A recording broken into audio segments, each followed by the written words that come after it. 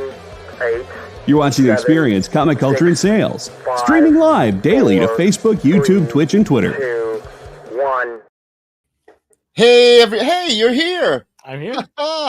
Hey, everyone. You are watching the Geek Chat, and we got a great show for you today, full of a lot of new number ones from this week. So stay tuned, and we'll get chatting.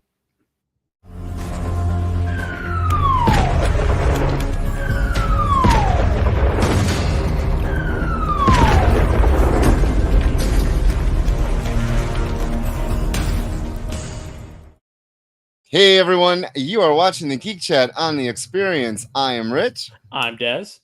And we are here for your now 1 hour full of geekiness, comic book loving. Yeah. Loving.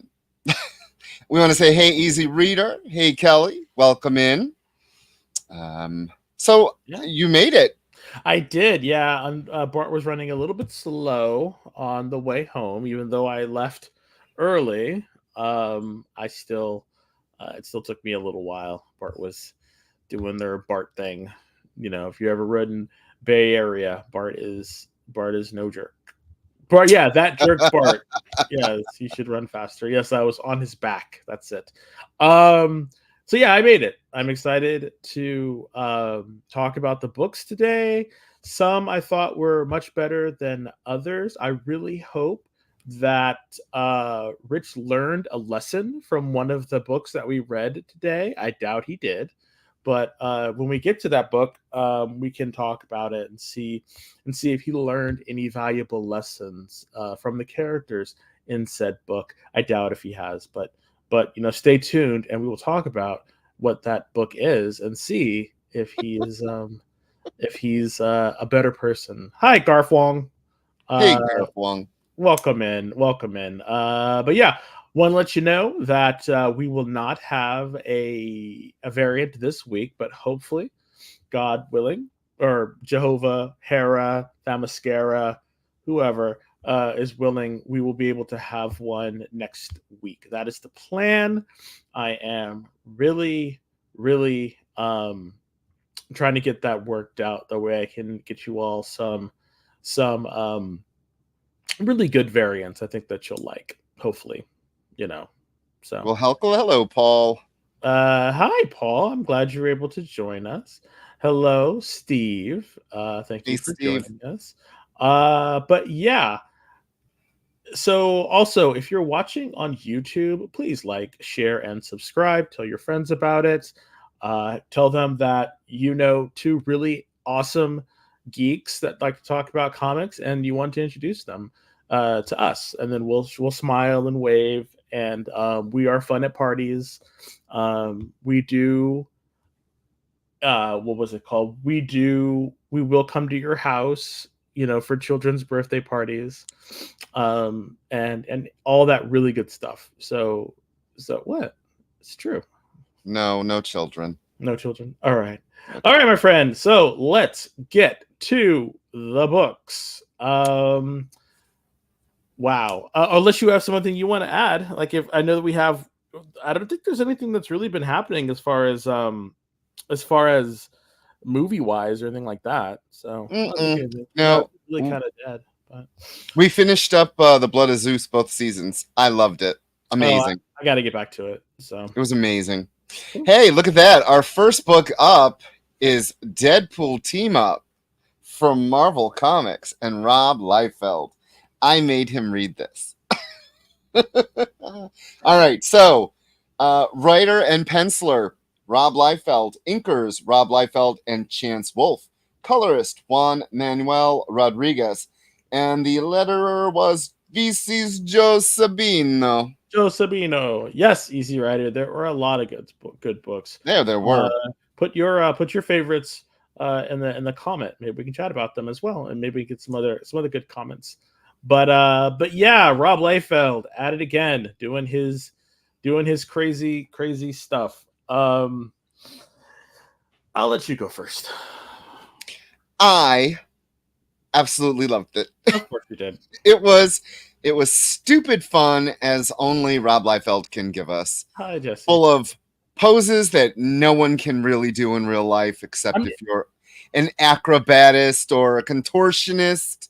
At this point he's a meme. Like at this point he's a living meme. You know, he is so unabashedly, you know, unapologetic about his style that it's like, this is who I am. I've built an empire on this. If you That's don't like right. it, get out. And you know, as long as Marvel's still able to cash checks on his back, then they're gonna let him do it. I mean, yes, Jesse. I got the foil as well. I love it. I love gimmicks. I love it. I love it. I love it. I love it. And if you like Rob Liefeld and you like stupid fun, book is the stupid fun. Again, TriStar the Warrior in it. Come on now. I mean, I think the thing. Oh, cool. Thanks, Steve. Sorry, thanks, Easy Rider. Okay, so remember last week we were talking about Hickman and how him and Greg Capullo were just like drunk at a Comic-Con, and they met up with a Marvel editor and said, "Hey, we got this thing, let's go do it." And they're like, "Sure."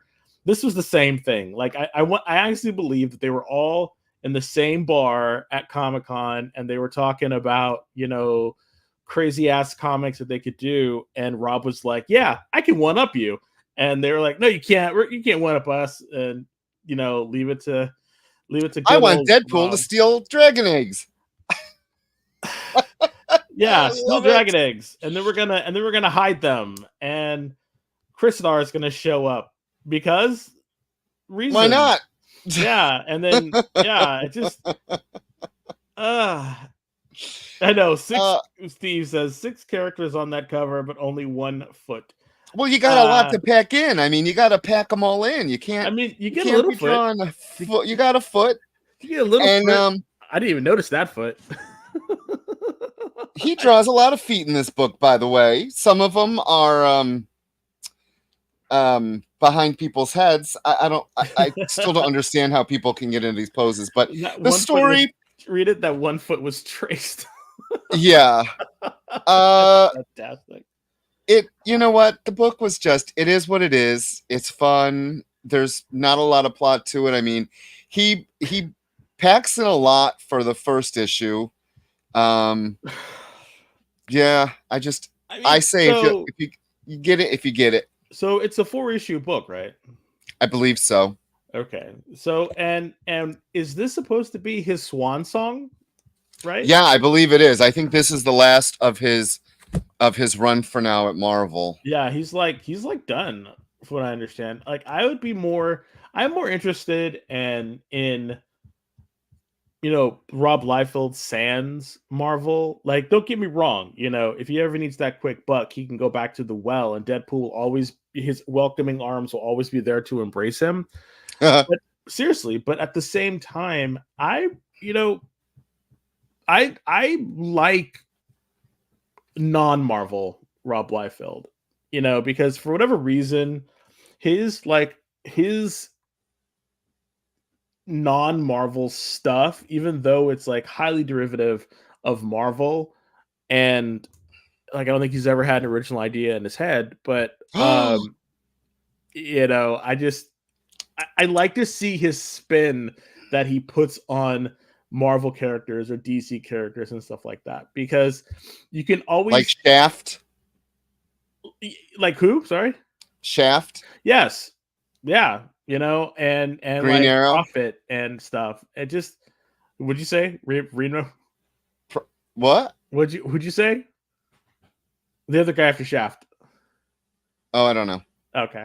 Anyway, I don't know. And the one thing that was crazy is like why Ghost Spider of all people? And I just like some of these people I can understand, but Ghost Spider and like her weird triangular, I don't know. It's just a lot going on in this cover, and it was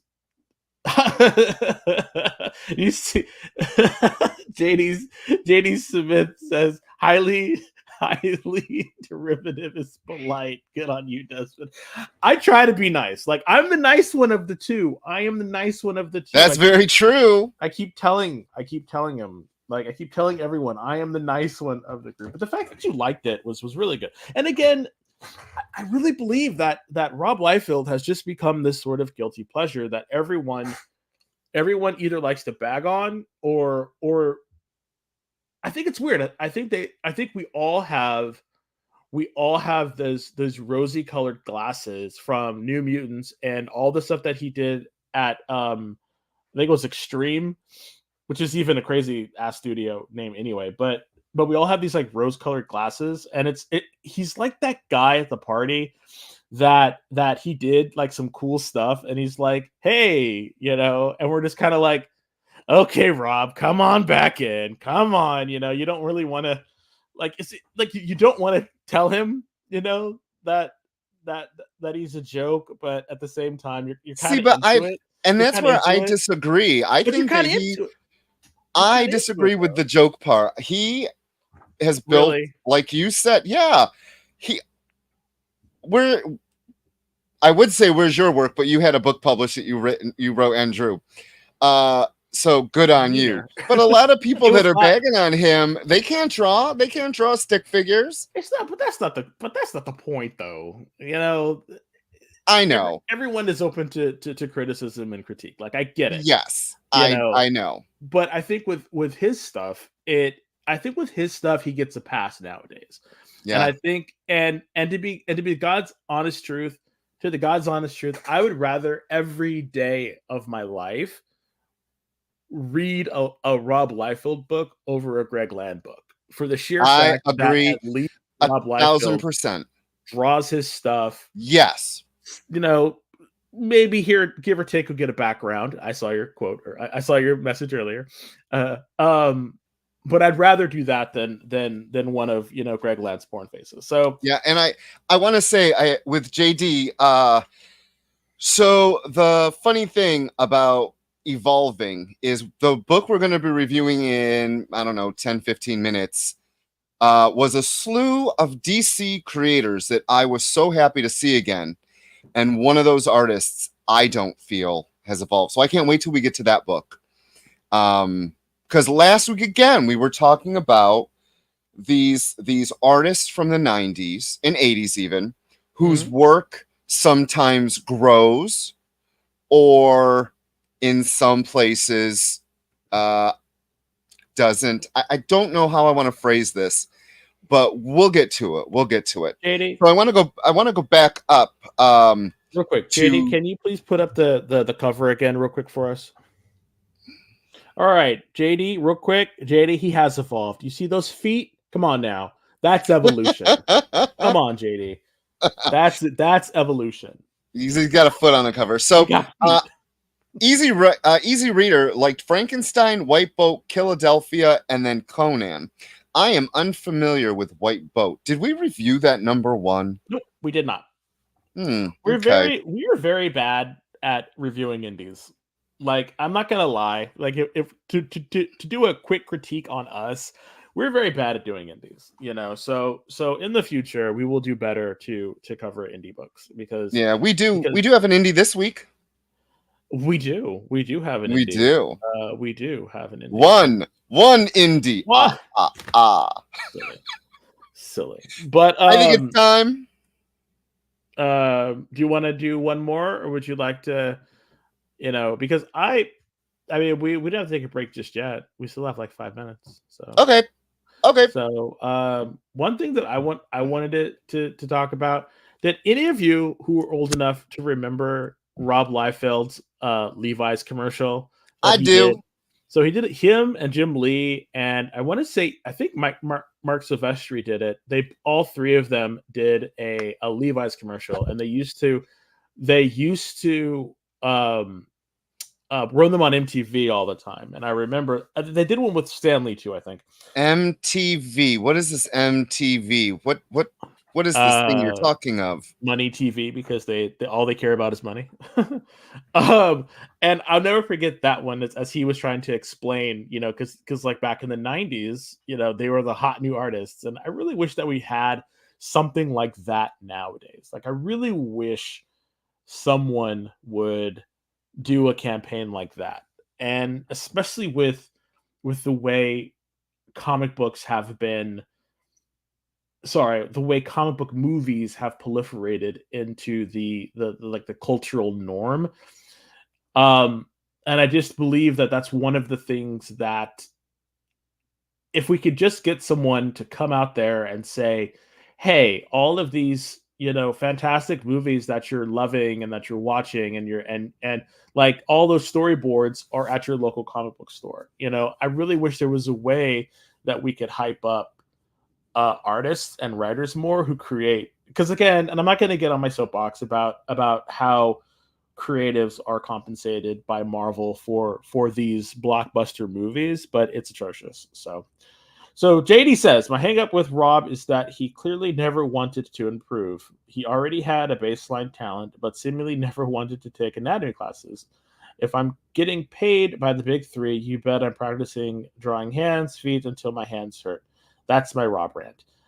I think you're right. I think 100%, because I think a lot of people don't realize this is like, I guess Rob Liefeld came from an artist background. So he had a dad who was an artist, if I remember correctly. He had like a dad or someone who was an artist and taught him a lot about how to draw and whatnot. And then he basically got his style, and that's what he stuck with. But the funny thing about it is you could almost say the same thing about Arthur Adams too. Arthur Adams developed his style, and he has basically been consistent the whole way through. It's just Arthur Adams has a style that's a little easier on the eyes, and it's a lot more anatomically correct. So I think that's where you get it, because I, for one, and I've been a huge Arthur Adams fan and have cataloged his work for a very long time, since I was in high school. Literally, like when I went to my first con, I got my first artwork that I got from an artist was Arthur Adams drawing Long Shot from 1992. Wow. At WonderCon. I still have it. So he hasn't really changed either. It's just I think there's an ethic that you have that some artists either get or they don't. And I just don't think, for me personally, I just don't think Rob Liefeld has that. Well, according to Steve, his pops was a pastor. I thought he said somewhere in an interview or something that he came from an art background. So either it was his father or his mother or someone taught him art. So I remember he was talking about it, but who knows? Maybe we'll interview him one day. Actually, to tell you the God's honest truth, when I was a kid, I met him when I was in high school, and I met him right at the height of his popularity, and he was not a very nice person when I met him. But I think he was young and he was smelling himself, so he was like, my S don't stank and yada yada yada. So he was, and I was young, I was like 15 or 16. So yeah. So what are you gonna do? It seems like he's definitely mellowed out now, I would hope. Yeah. So Rob Liefeld, Rob's art background equals Levi commercial. Yes, that's what he did. That'd be hilarious. But oh my god, I would love to read I'd love to read 6 issues of nothing but Art Adams art. You know what, Steve? I have to agree. This whole thing, I just think Arthur Adams doesn't want to draw anymore, because he gets paid enough to be a cover artist, a variant cover artist. But he's a little older. Yeah, he's in his 60s. Yeah. So I wouldn't want to. Hell, if I was him, I wouldn't want to pencil a whole 22 pages anymore. Screw that noise. Hell no. But on that note, guys. Well, hold on. Go ahead. Try. Quick break. I just want to say stay tuned, because we got some nostalgia coming up. Yeah. So Twitch. It's not just what happens when you have too many energy drinks anymore. Check out our content over there too.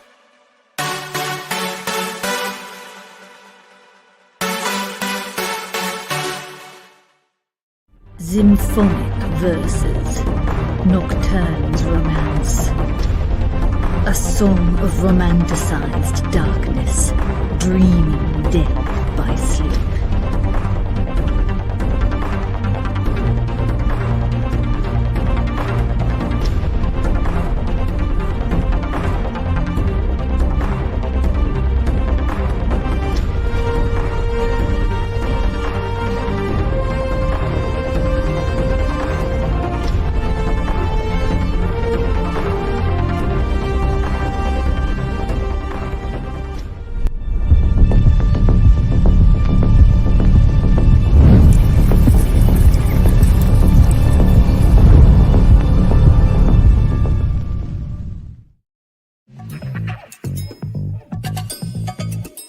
Live from New York. What? Oh, sorry. Live from Cleveland? It's Friday night? It's Friday Night Live! With Nancy McCann. And Ricky. And sometimes Carlos. And featuring boxes and boxes of rare comics. Unique collectibles. Lots of smiles and conversations with new friends. Friday Night Live with Comics Unlimited. Friday night from 9 to 11 on The Experience.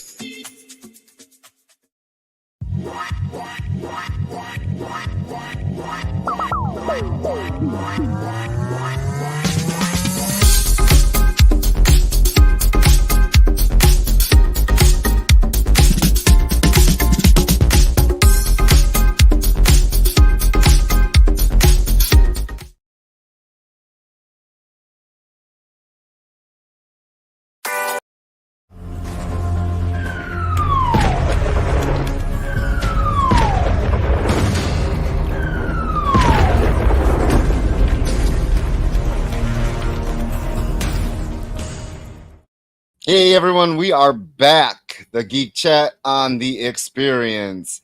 Oh, is that the sketchbook you got from last weekend? 2 weeks ago, but yeah, 2 weeks 2 weeks ago. Yes, I finally dug them out because I wanted to show you.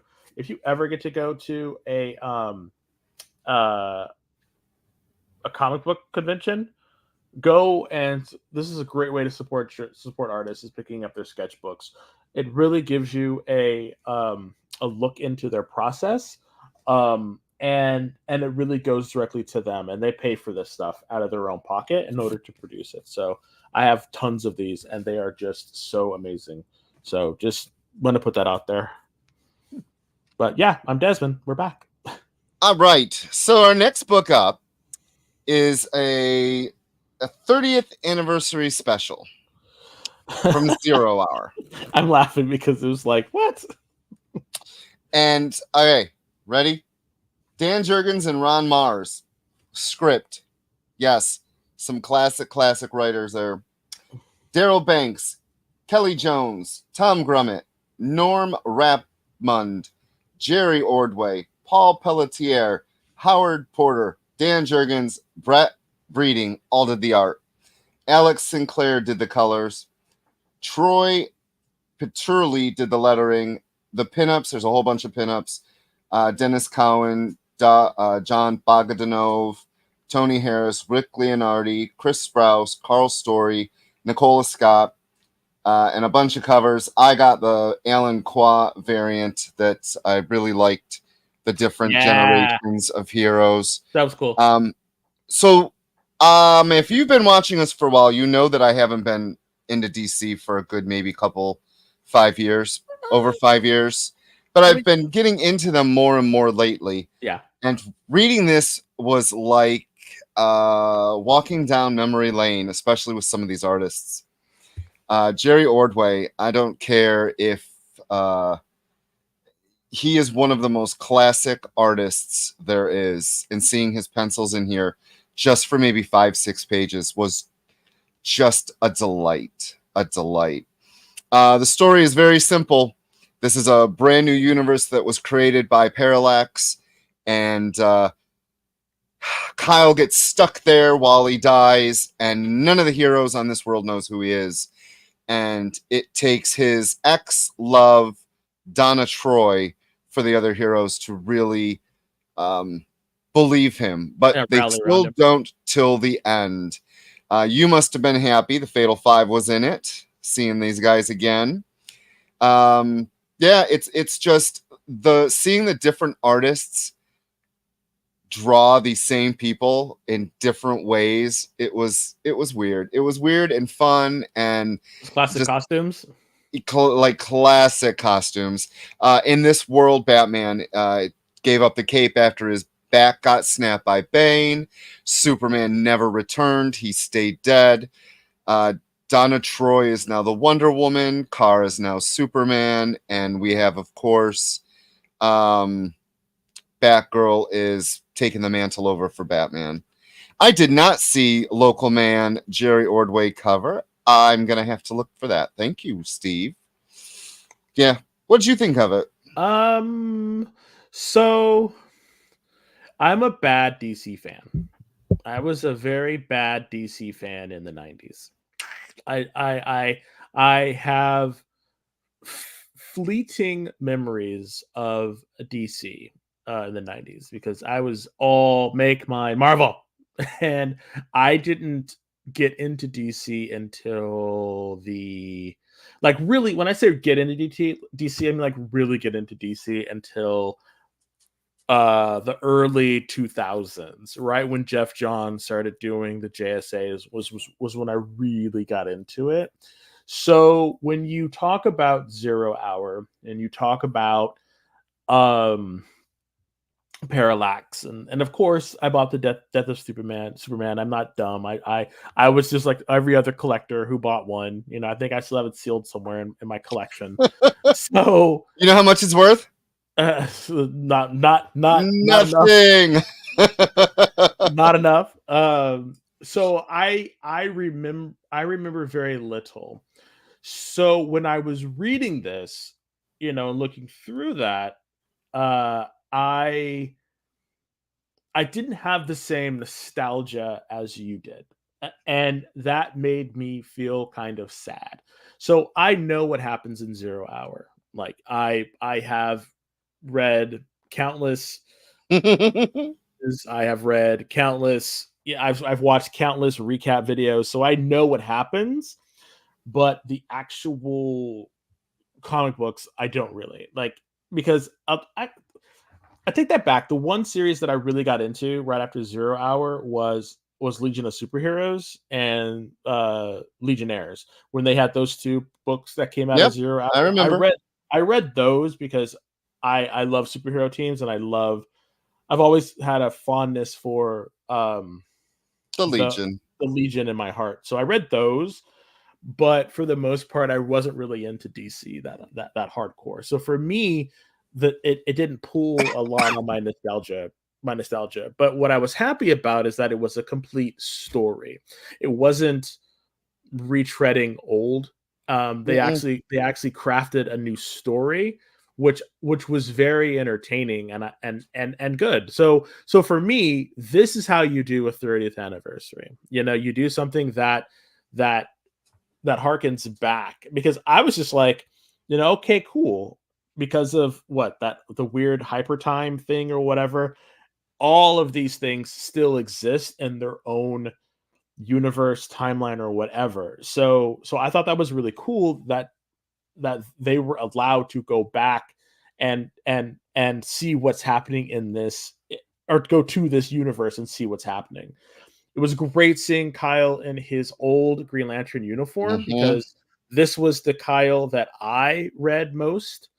It was good to see Wally. So these were the DC books that I sort of read, and got into. So I thought it was good. I thought it was good. If you're gonna spend $9.99, I'm thinking this is a good place to spend it. So yeah. Desmond's gonna send his grandkids to college with that book. You know what, man? I wish I could. but I ain't sending them to college. I'm going on a vacation.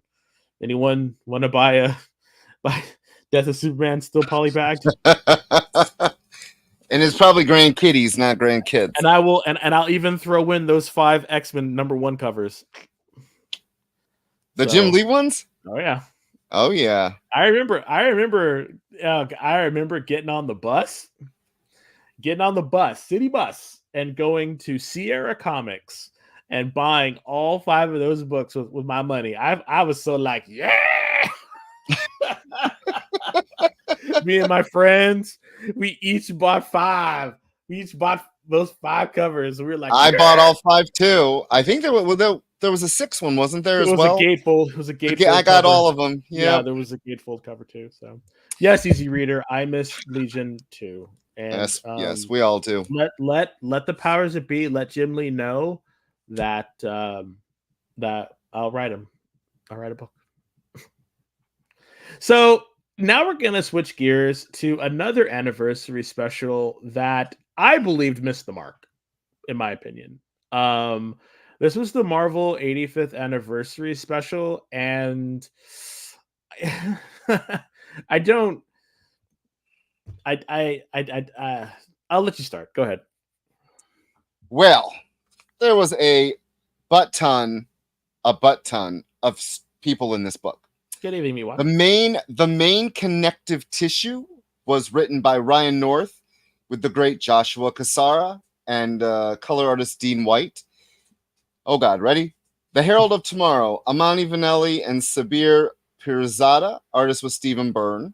Do you want to take it story by story, or just want to go through? I think we should say everything and then just take it story by story. Okay. Is the lighthouse haunted, or are we at the nexus of the infinite multiverse? Writer and artist Alan Davis, color artist Rochelle Rosenberg. Rush Hour, writer Priest, penciler Carlo Paglayan, inker Jason Paz, color Maury Hollowell. The Moon Warrior, writer and artist Yuji Kaku. Special thanks to Ken Kunita. The Contest of Champions, writer and artist Steve Scrokey. I think that's how you say his name. I've always said it that way. Yeah. Color artist Brian Valenzo. The letter for all of this was VC's Joe Caramagna, and that cover is by Carr Andrews. I got the Vecchio cover, which is, I love his art. So it's just a huge wraparound. And I also got the Scotty Young wraparound as well, because I didn't see that one. Who doesn't love Scotty Young? I know that's Kelly got the cover too. Yeah. Yeah. Well, all right. My favorite story in here was you can make me little again. Yeah, there we go. My favorite story was, of course, the Excalibur story. I loved that story. Yeah. It was Alan Davis. It was a freaking back in the lighthouse. First day in around there, they're getting. It was fun. It was stupid fun. I loved it. That's all I can say. Yeah, there didn't seem to be any rhyme or reason to the stories that they picked for this Marvel 85th anniversary special. Did it? It didn't. No. I think that was the one thing that I was kind of saddened about is. This should have been like an event type of situation, or like it just seems like if you're going to celebrate an anniversary like this, especially something as high as 85, and maybe they're waiting for 90, and they just don't want people to get super exhausted celebrating for 5 years before they can do 90. I don't know, but it just I didn't see a reason why this book needed to exist, save it was a #1 and it had Marvel 85th anniversary special. It's like if you're gonna do an anniversary special, do it about the Fantastic Four, because they were they were like the first family, or do something with Captain America or something, like that. It just seemed so out of left field. And then the first story with Kamala Khan and Galactus and her being the Herald, but then only for a little bit. It just the whole thing just really felt disjointed, and then the ending story with Wolverine and Deadpool as the head, and they're in the future. It just really seemed like they gave people. They said we have some intern writers, and they said, hey, we're going to put you all on this Marvel 85th anniversary edition special, and they're like, cool, and they just kind of threw them in there with like Alan Davis, and that's what we got. It just didn't seem like there was any fanfare or anything, and the stories just weren't hitting it. I don't know. I keep saying I don't know, because I don't know how they could have done it better than what we got. Like, this is literally the opposite of the 0 Hour 30th anniversary special, where that was a celebration of what happened, as well as adding to the story. And I guess maybe that's because they had a specific story that they can come off of. But if it's just it just didn't feel like a celebration, it felt like it was lacking. And I felt really bad about that. Like, I really felt really bad about that. Yeah, I gotta say, we already stopped reading the giant sizes on this program.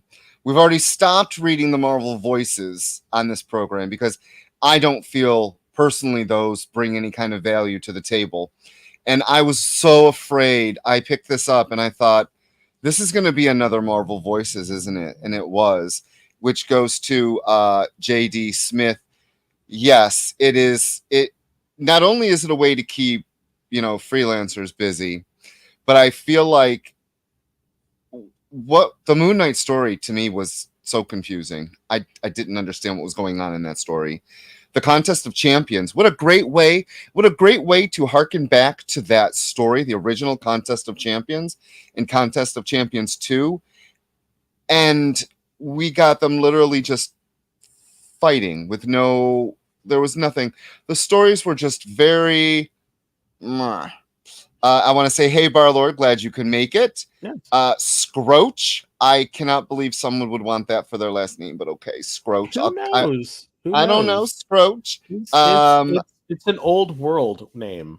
Yeah, I do wish Namor and Human Torch and Rom, like, there was so much potential, like you said, this book could have had. And I agree with Kelly, there wasn't enough time. Wolverine and Deadpool, they just had a movie. Let's have them be the tying connective tissue. And I just was like, I don't know. I have a bad feeling. Maybe we're just going to be like, no more Marvel anniversary specials. Add that to our list of, we're just not going to bother anymore. But I don't know. I mean, actually, JD Smith, I'm kind of interested in seeing who could be a Herald of Galactus and why. Although, granted, she really was doing the same thing Norrin Rad did, so I would have liked to have seen something different. Again, there was nothing groundbreaking about her story, and I don't have to say that every story needs to be groundbreaking, but I was like, damn, like, she was even writing on her scarf like a surfboard, and I'm like, yeah. I'm thinking to myself, okay, that's kind of a cute nod to Silver Surfer, but can't she be doing her own thing? And then I'm turning into Jerry Seinfeld real quick. What's the deal with giving her light powers now? Did you notice that? Like, she has these weird, like, light power. It's from the TV show. They're trying to bring that in. Like, I get it, but it's like, so now she has her stretching power and her light powers, or was that a power cosmic type thing? I don't know. It was. I don't know. It was. I don't want to say that it was mind numbing, but I could literally feel my brain coming out of my nose. It was just like, and I don't want it to be like that, because I just feel that it should have been a celebratory type of thing, and it really felt like what J.D. Smith was saying. Hey, we have this book, we have some people that we have on freelancers who are writers and who are stuff like that. Then let's put them on this book and get them out the door. Yeah, and I gotta agree with the experience. It did feel very gas station anniversary present. Very much so. So Barlord says these specials feel like they're trying to justify the existence of the book every time lately. Yes.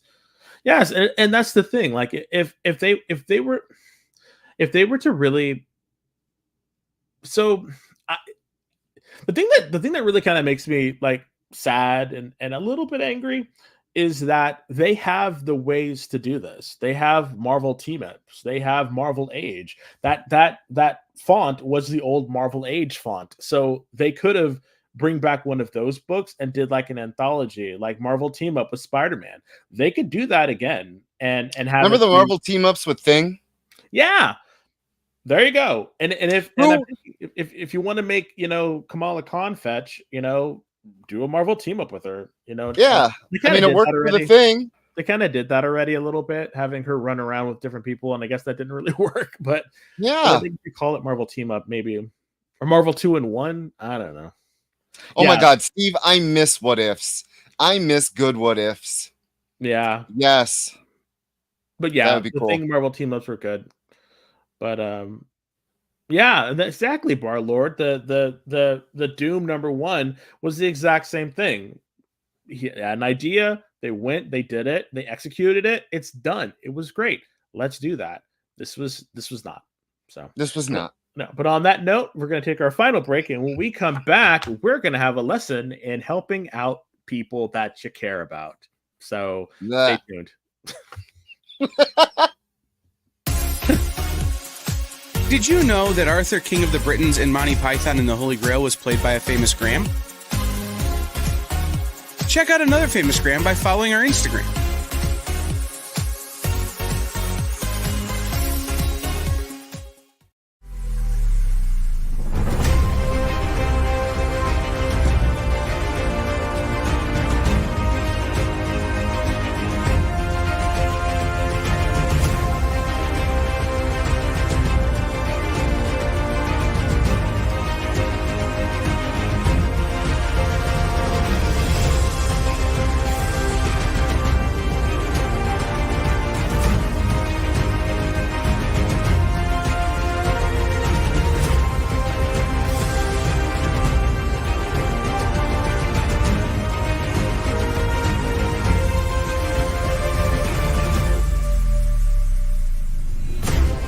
Ask your local comic shop to add Battle Quest comics to your pull list today.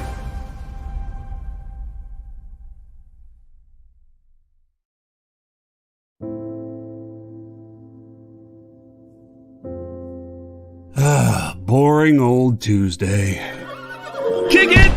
Hey, let's get to it. Henri Copen scours collections and comic shops to bring you the biggest deals on beautiful I'm comics. very eager to sell these books. Plus, he smashes those other boring sales shows. Henri's got fire, excitement, personality, key books, FOMO books, Pixie! Momo books for you. a cute dog, weird accents, 69, bro!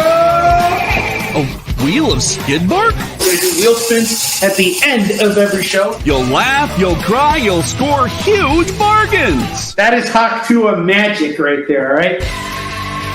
Kicking it with Henri, Tuesday nights, part of the experience.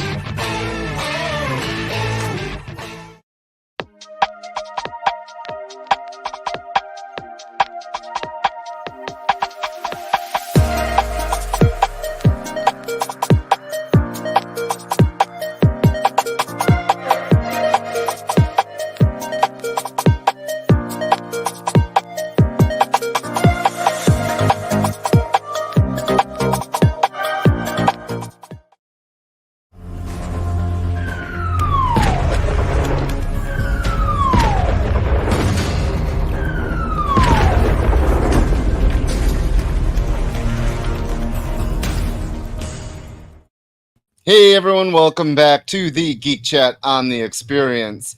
I just want to remind everyone that following us directly at 7 o'clock Pacific, 10 o'clock Eastern is Sketch Up with Mog and Mel. Always a good time. They are always live drawing and talking and usually auctioning off or raffling or giving away. They're doing something, but they always follow us on Thursdays. Before us is What's in the Box with Miss Jen. Look at the kitty. And then we have Jam Comics, which starts the day off.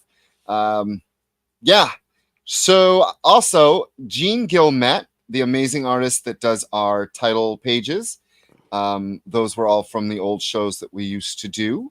He would draw us in little funny poses, I'm usually trying to kill Dez in some way or another. Because that's how our friendship is. He's a villain. It's very much All right. it's very much Wile E. Coyote Roadrunner, but I would never run that fast. Which cat was that? That was Sophie, which is getting ready to go poop now or pee. Thanks, little girl.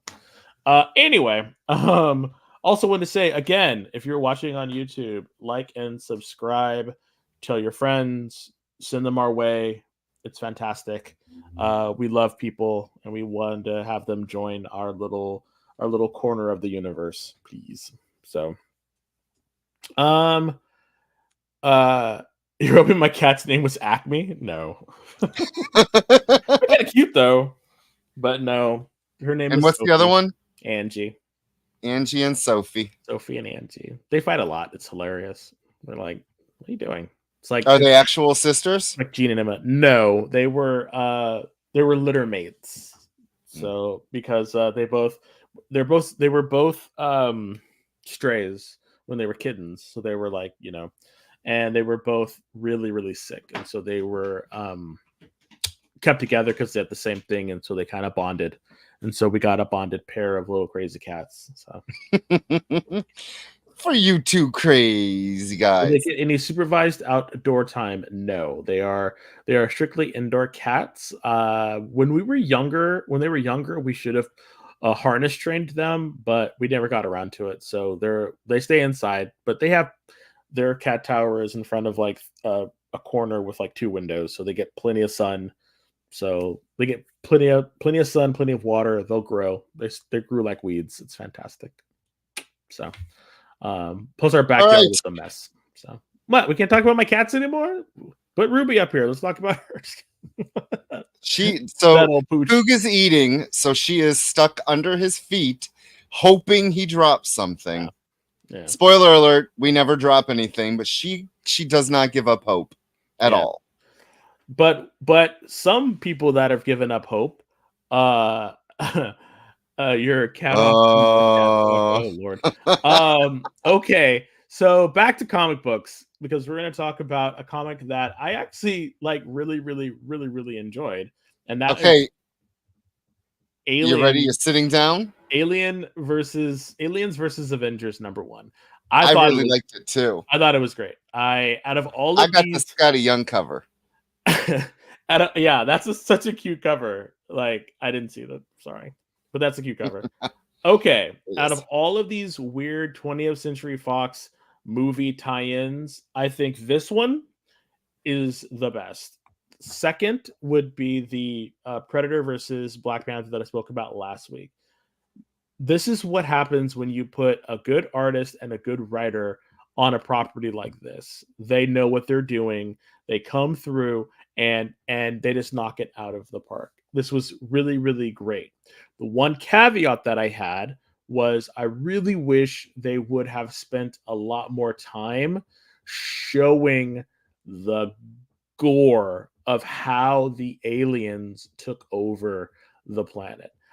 And by that, because when they get towards the middle, you see that it's been a couple of years that these aliens have been messing around. But I want to see Captain America with the face hugger. I want to see, She-Hulk with the face hugger, being mauled by these aliens and stuff like that. Because obviously what they're saying in this book, that it was the numbers. It was a numbers game. It was the numbers that swarmed like locusts all over the world and killed everybody. So that is the only thing that I thought that is where they dropped the ball, is it could have spent a little bit more time on how Tony Stark was taken out, how Venom was taken out. Although we find out later that Venom was able to do a weird symbiotic thing with one of the face huggers. So I want to see where that goes.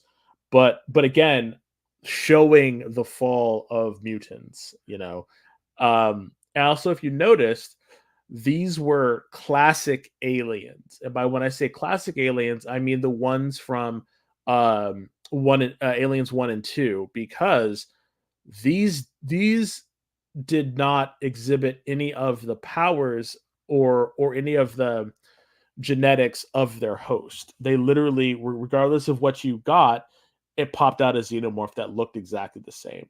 In the Aliens lore, they take on the DNA of some of their of the host. That's why in Aliens 3 we had a dog type alien, because it ingested or it incubated inside of a dog. That's why we get these different types of aliens. This is like classic Aliens mythos, and I thought that was really kind of cool. I love how they brought in the acid blood. Just everything about this I thought was really, really cool. The art was sublime. Just perfect. Wait, let me get this done. So the writer of this book was Jonathan Hickman. The artist is Esad Ribic. The color artist is Ive Zvorcina. And the letterer was VC's Corey Pettit. And that cover was Esad Ribic. And there were a bunch of variants as well. Yes, Yeah. I admitted to everyone last week, and I'll admit it again to those of you who didn't watch. I really have never seen any of these movies. Aliens, Predator, none of them. So I went into this book knowing who the Avengers are. And we don't even really get the Avengers. We do spoilers on this show. Most of them are dead. Most of the people are dead. I want to say that, oh my God, I said another name wrong. Ribbit. Steve is out here helping us out. I know. Thank you. Like Ribbit. Thank you, Steve, out here. Just yes. Linguistics on point. Thank you, sir. So I went into this completely not knowing anything. Yes, I know. I've never seen these. But holy moly, let me tell you, Jonathan Hickman knows how to write, because I enjoyed this book. I really didn't think I was going to, because last week it was like meh. I was very impressed. The only thing I did not like was Carol's weird boobs in her armor. I mean, she's already old, and it was a weird saggy look. I think they could have, I don't know, the armor could have, maybe her boobs sagged too much that the armor, when they made the, I don't know, it was weird. It was weird. But I liked it. I really liked it. And I thought it was great seeing Miles in his classic costume, not whatever he's in or was in with the jacket and the face cut. I don't know, whatever. I enjoyed seeing his classic costume. It was nice to see Hulk let loose. Valeria. I've always loved Valeria. I have always liked the idea of Valeria being a very tiny, smart child. And in here, the relationship with Banner and how he promised Reed he would protect her, and he was the overbearing, father to her. I just thought it was classic Hickman. Like Hickman, even within the span of maybe 10 pages, these characters have weight to them, and that is how you can tell a great writer is within X amount of pages, you can feel the weight of the characters and what they're going through. Oh my God. Do you think that was Black Panther's son with Storm? Yep. That was awesome. Yep. The Black Panther, I think that was the son of Black Panther, and the Wakandans, when the Wakandans went into space and did their intergalactic empire, I think that's part of that, and that's what they were talking about. Yes, I love it. Oh, and I just want to say one more thing. I think Hickman was giving us a little of his commentary on how he feels this new From the Ashes is, because he's like, nope, we're not doing this. You're not going to do anything to my mutants. My mutants are boop. We're going to Mars, and Apocalypse is the only one staying. And Apocalypse is like, no, this is what I've always fought for: survival of the fittest. Hickman was like, I'm protecting the X-Men because I know I can't protect them now. And that's what I want. I want to see what happens to Apocalypse. I hope he's going to come back and we're going to see him. Yes, JD Smith says, Rich, less. Yeah, put that. That was hilarious. Rich, Less SAG analyzing and more movies. You got to see the first. I keep telling him he needs to see the first Aliens movie, but if it's not a reality TV show, or if it doesn't, you know, Game shows involve a game show and a buzzer, he won't watch it. It's just how he is. I don't know. Oh my God, real quick. There's a new game show we found called Beat the Bridge. It is hysterically stupid, and we're good at it. Okay. We're not going to get to review. One last comic, real quick. It's called Sesame Street. Grover lends a hand. And I made him read this. Yeah. Oh my God. Y'all need to go out. This is the cutest little book ever. I have one complaint with it. Oni Press. Should have been $1.99. Yeah. Should have been $1.99. Yeah, if you want kids to buy it, you got to make it more affordable. This should have been $1.99. It is about Grover. He's all around Sesame Street. All his friends are having problems. And he's like, you know what? Because of the two-headed monster putting peanut butter and jelly together, Grover's like, I can fix this. It was $3.99. It was $3.99. It's still regular comic book price. Yeah, but otherwise, if you have kids, if you know kids, if you have nieces and nephews, or if you're a big kid yourself, or if you're a big kid like me, I have the coloring book variant, so I can color the cover. What? Yeah, money. But I don't know. Grover is the best. So, but he really is.